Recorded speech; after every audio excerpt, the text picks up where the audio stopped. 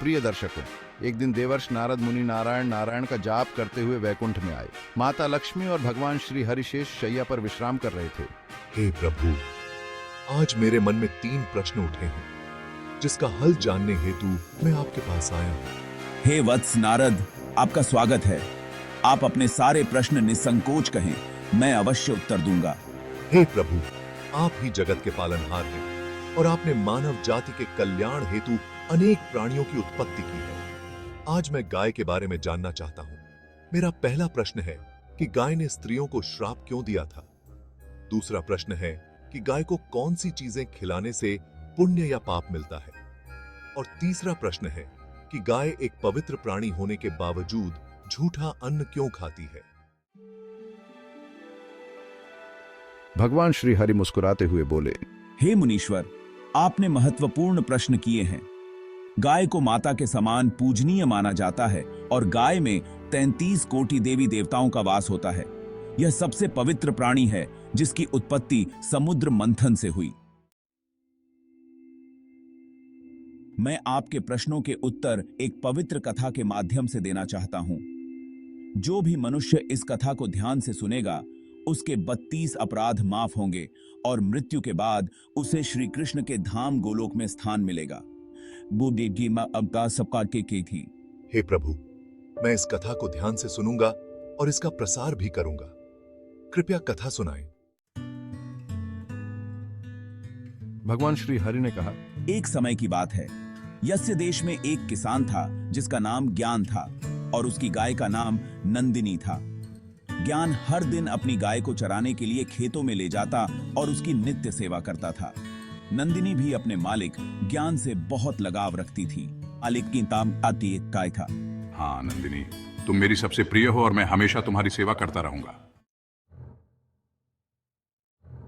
कुछ दिनों बाद ज्ञान का विवाह गांव की एक किसान की बेटी शालिनी से हुआ। शालिनी सुंदर थी, लेकिन लालची और क्रूर स्वभाव की थी।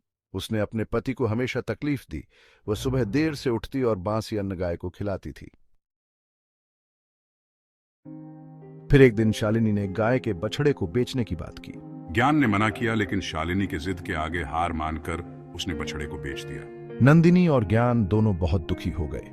कुछ दिनों बाद नंदिनी ने दूध देना बंद कर दिया तो शालिनी ने उसे घर से निकाल दिया। नंदिनी जंगल में रहने लगी और गर्भवती हो गई। उसने दूसरे बछड़े को ज्ञान के खेत में जन्म दिया। शालिनी ने देखा कि बछड़ा कंकड़ पर रेंग रहा है तो उसे घिन आई और उसने बछड़े की मदद नहीं की। गाय ने भगवान से प्रार्थना की और भगवान श्री कृष्ण ने आकर बछड़े को चलने की शक्ति दी। गाय ने शालिनी को श्राप दिया कि उसकी संतान को चलने में 1 साल लगेगा।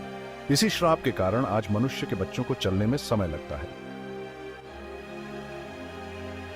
शालिनी की क्रूरता के कारण उसकी मृत्यु हो गई। यमराज ने उसे गाय को झूठा अन्न खिलाने और बछड़े की मदद न करने के कारण दंड दिया। शालिनी की आत्मा को कई नरक भुगतने पड़े और अंततः उसे सुअर की योनि में जन्म लेने का आशीर्वाद मिला। अब मैं आपको बताता हूं कि गाय को झूठा अन्न क्यों खाना पड़ा। सतयुग में जब शिवजी और मां पार्वती समुद्र तट पर थे, शिवजी ने पार्वती से कहा कि वह पूजा का प्रमाण दें। पार्वती ने गाय को साक्षी बनाया, लेकिन गाय ने झूठी गवाही दी। पार्वती ने गाय को श्राप दे दिया कि गाय झूठी गवाही के कारण हमेशा झूठन खाएगी। गाय को ताजा रोटी और हरी घास खिलानी चाहिए। बासी और सड़ा अन्न नहीं देना चाहिए। गौमूत्र का उपयोग पवित्रता और स्वास्थ्य के लिए होता है। गाय के दूध, दही, घी, गोबर और गौमूत्र से बने पंचगव्य का धार्मिक महत्व है।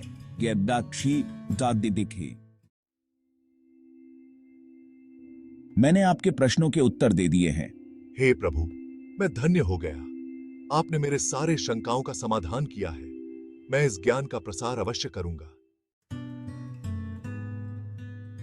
मुझे उम्मीद है कि आपको यह कथा पसंद आई होगी। वीडियो को लाइक करें और कमेंट में जय श्री कृष्ण लिखें। धन्यवाद।